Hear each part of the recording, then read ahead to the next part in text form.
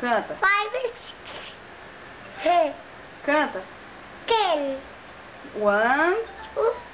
2, 3, 5, 6, 10.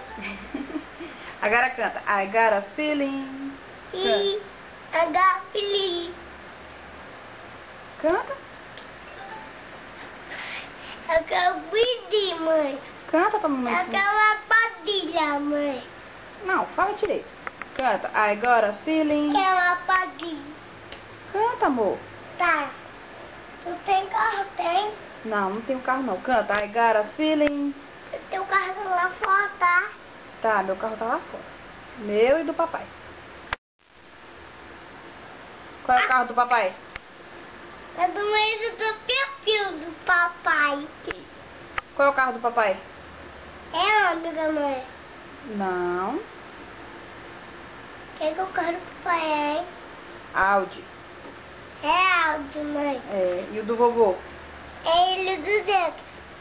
E o da vovó Tânia? É pata. Não. Astra. É E o do tio Fabinho? É acorde, mãe. E da tia Nanda?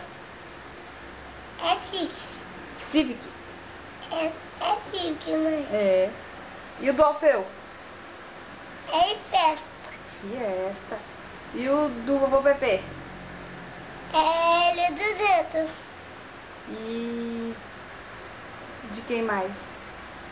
O do vovô Pepe. E o do papai? É ômega, mãe. Tem o ômega e tem o áudio, fala.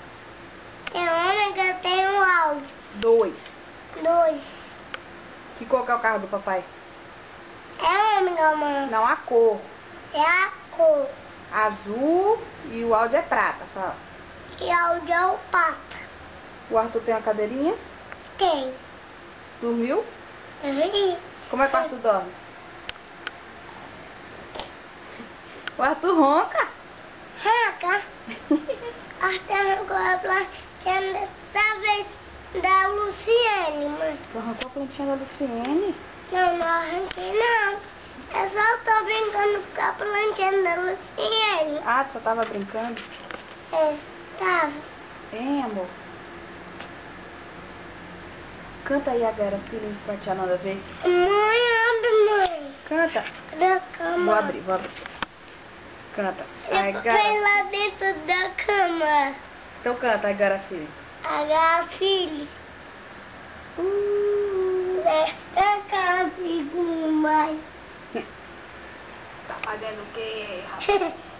Olha aqui por baixo da perna.